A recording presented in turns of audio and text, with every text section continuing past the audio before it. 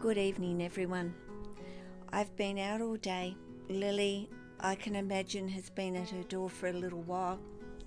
So, of course, I've opened the door to let her out.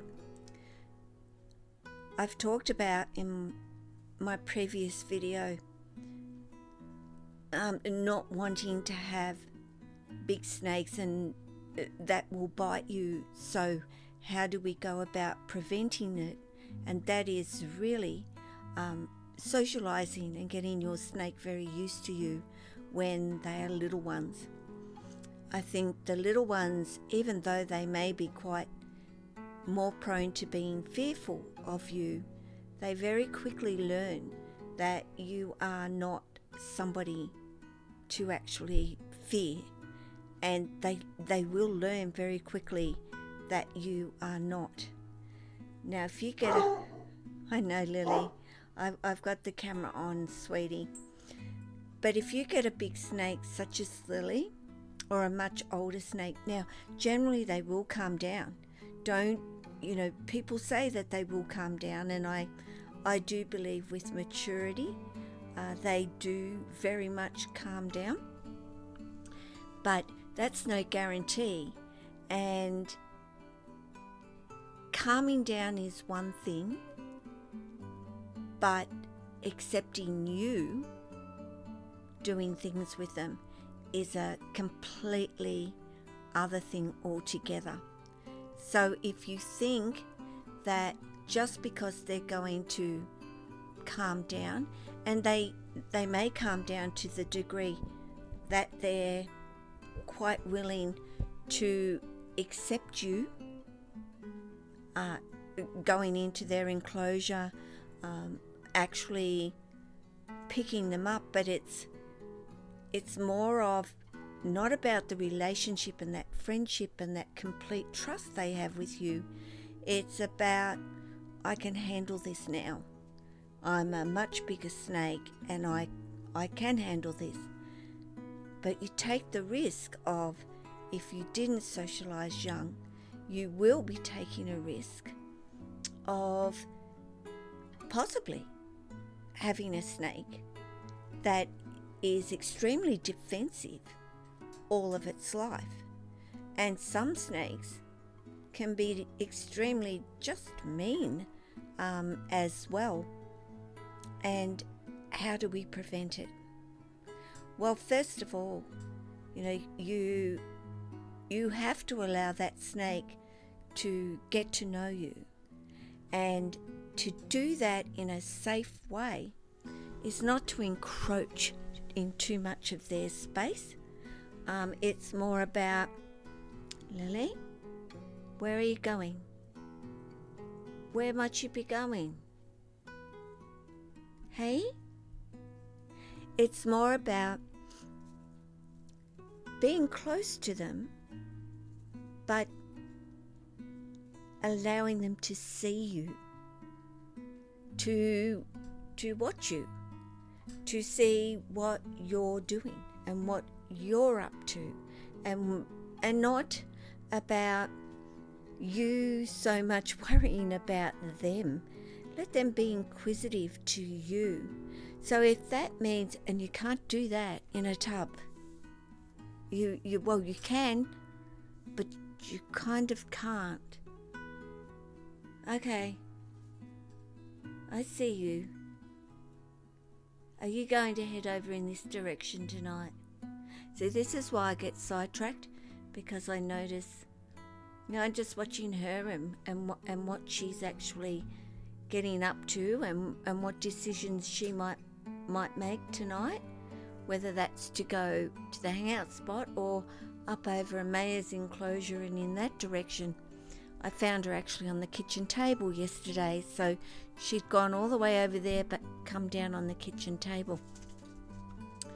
So you can just sit near their enclosure and kind of have your eye on them, but kind of not. Let them,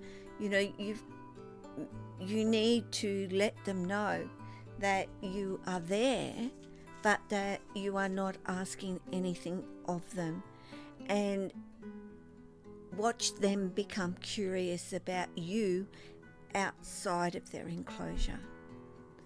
And you can do this, just sit there and be close and be doing whatever you want to do, and let that snake watch you do whatever you're doing. You might have some snakes that look like they're completely ignoring you, but they're not. They're well aware that you're there. They're very hypersensitive to the fact that you're there, because they're defensive snakes and they're on guard and they're waiting for you to do something. So a lot of snakes really do associate with that sliding of that door that there might be a meal coming. So be aware of that too. And often when you open that door and you see, you know that they're waiting for food, wait a while and watch their body language change when they realize that there is no food forthcoming as well. So, don't just think that they're doing it because it's you. Oftentimes they connect that with food arriving on the doorstep. But there will come a time where, once you see them actually being quite calm with you, being virtually next to their enclosure like I am, even closer, I'm going to get closer. So I'm kind of sitting here on the couch right up next to Lily's space here, and she has the opportunity to move away from me. And if you have a snake that is afraid in that particular way, they will move away. If they're afraid but they're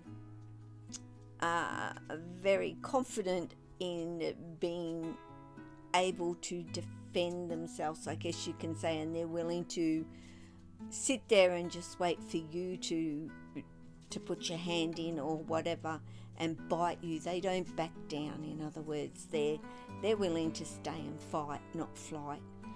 So once you get a snake that becomes inquisitive, such as in this position, and you're here, and that could take a long time, guys. With an older snake, you can't expect it to turn around quickly.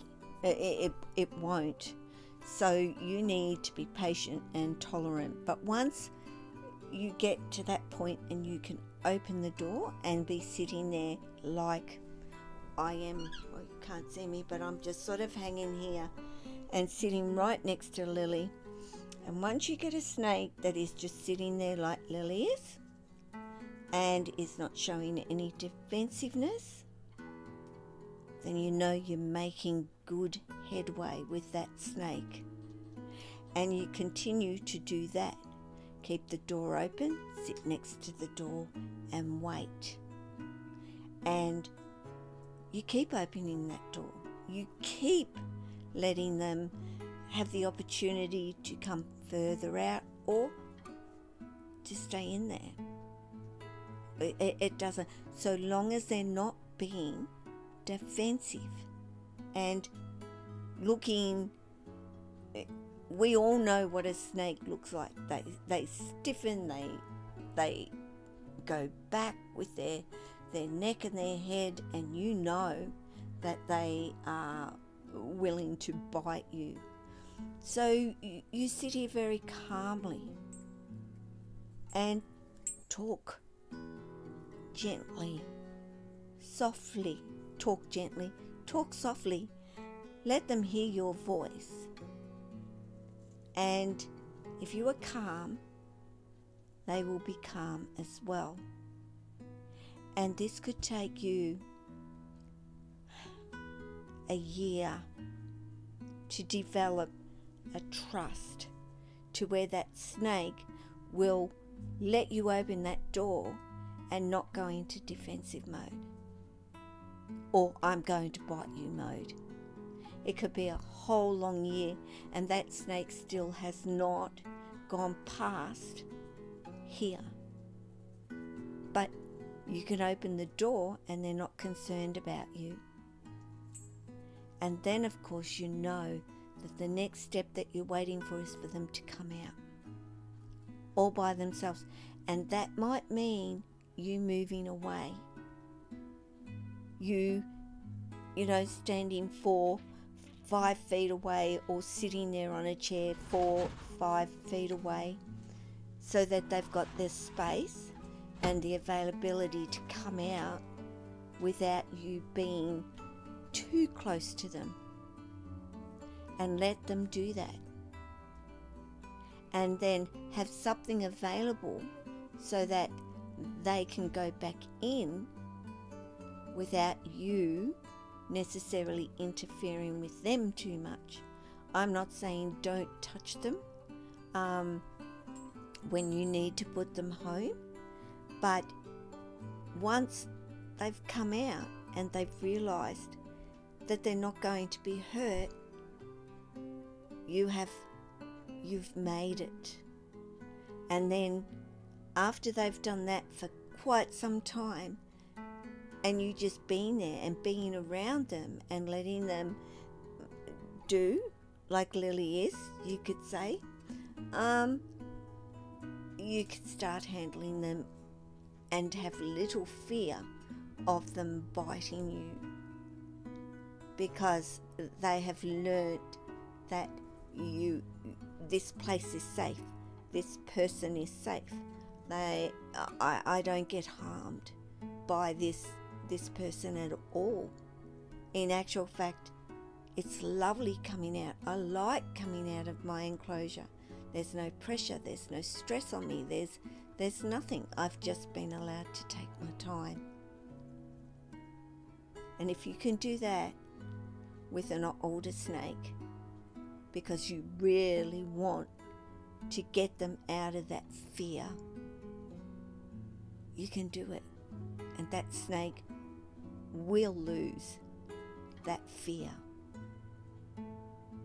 So, what do you think, Lily? You've never been fearful, have you? Hey? Not a fearful girl at all. So guys, I'm going to end it here. You all take care. I'll chat with you again soon. From Lily and me. Ciao.